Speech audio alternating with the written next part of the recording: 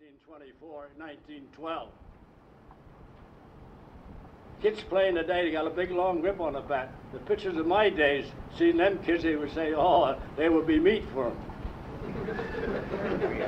Take that big long swing, they had the ball by him before he get the bat off his swing. Jack, was Johnson's fastball much faster, do you think, than Koufax or Ryan? Who?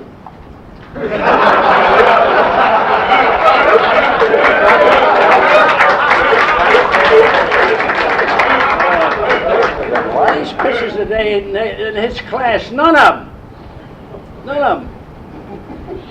Most anybody that hit against him would tell you the same thing. Stan? Russ, several months ago I was talking to George McQuinn, and I wonder how you'd answer this question. You fellas were on a ball club that around August was going nowhere. The what? You fellas were on a ball club that around with the Browns. 5 years I was there in St. Mike. How was the morale on a club like that? How was the morale on a club like the Browns that in August were 28 games behind or something like that? All I want to say is Roger Hornsby was the greatest right-hand hitter baseball ever had. But he had no control over his ball players. And I don't want to compare myself to Will Rogers. He never met a man that he didn't like, but I did.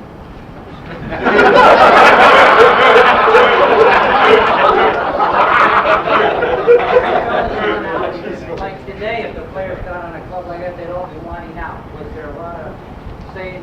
There was 5 horsemen there during those 5 years that Hornsby was there. There was 2 others that were lobby sitters, Ivy, Paul Andrew, and myself. But the 5 horsemen, I don't want to mention their name, but I would see them when they were getting in uniform. I'd see them get out, and I wouldn't see him till the next day when they were getting in uniform again. He had no control over them. It was a shame because he had so much abilities as a hitter, but he couldn't pass it on to his players.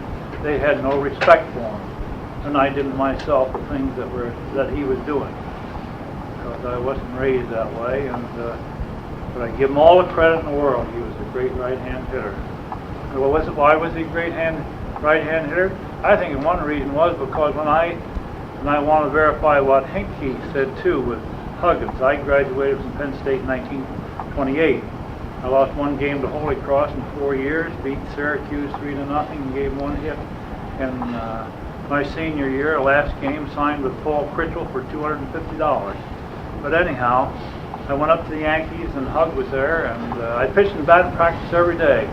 And I was a green pea, sure. I had a lot of sawdust on my feet, and grass and hay in my collar, but just the same, I was sincere about it. I thought he was going to start a ball game. So one day he called me in the office and he said, "Hey kid," he says, "I've watched you a lot," and he says, "We don't think you'd even know how to pitch in batting practice. We're sending you up to Hartford."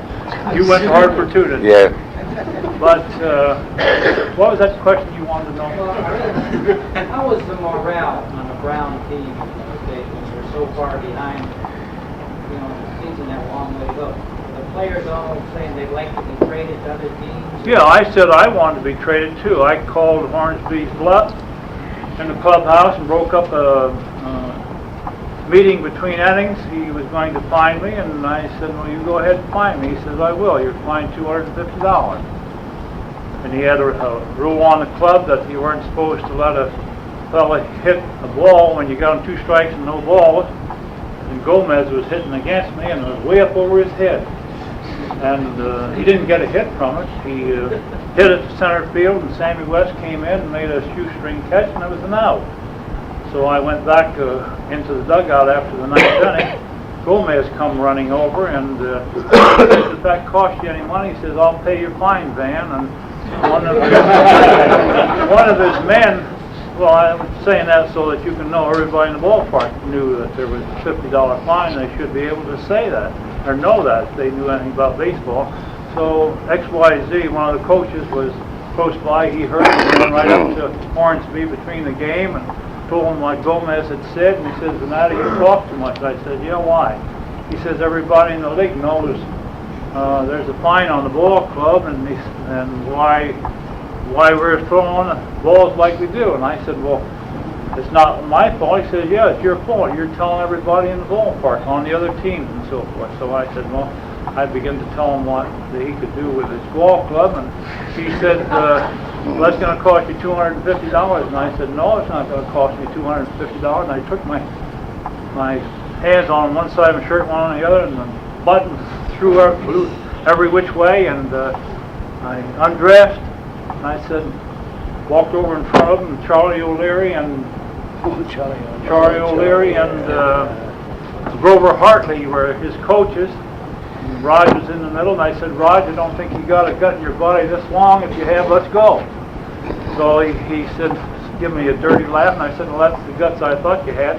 You know, I went in the shower, and I didn't know that I turned on the hot water. I said, darn mad, and I burned my whole back. I couldn't pitch.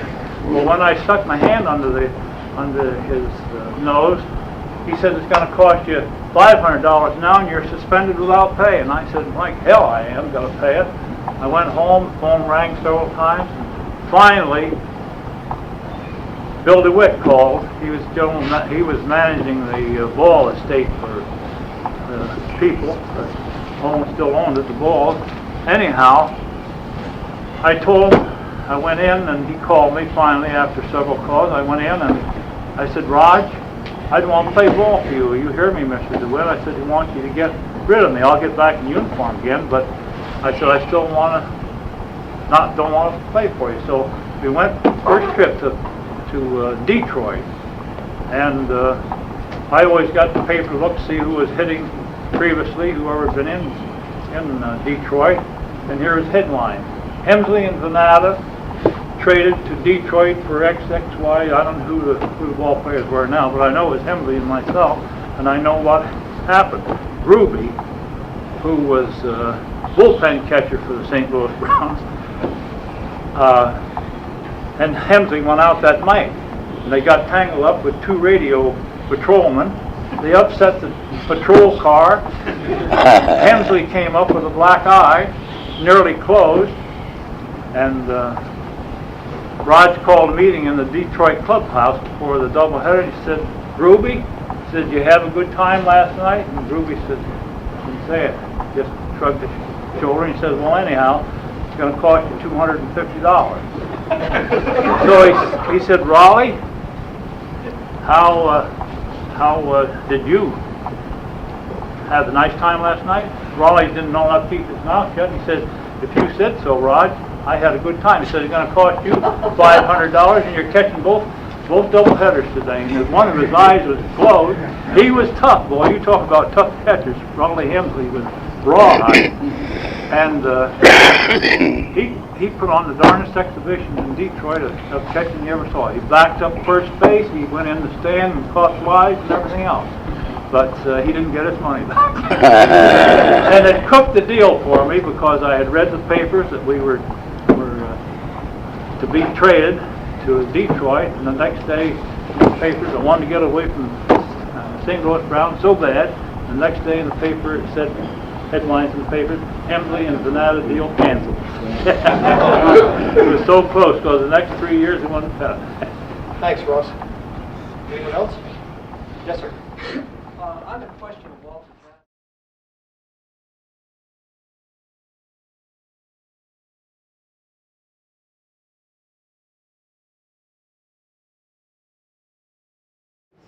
Russ? I have mixed feelings about this. To give it an answer, we have a Hall of Fame up in Sussex County, it's 3 years old. And 12 went in the first year, 12 the next year, and 10 regulars and 2 old-timers way back are going in this year. I felt that an individual that I knew by the name of Fritz Lawrence, and we don't limit ours to baseball, it's all sports. Penn State did pretty good in wrestling long years ago. Sent a lot of athletes from Penn State wrestling to Penn State.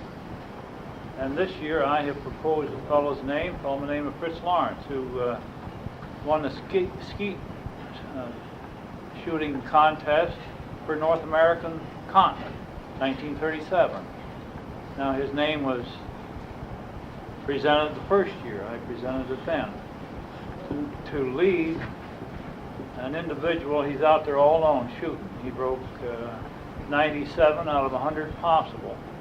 All the others shot at 20 feet. He had to shoot at 21 feet to do that. And it's quite a feat within itself. I have trophies. I think there was 18 championships with different ones that he had won in the United States, all the way from the West Coast to the East Coast.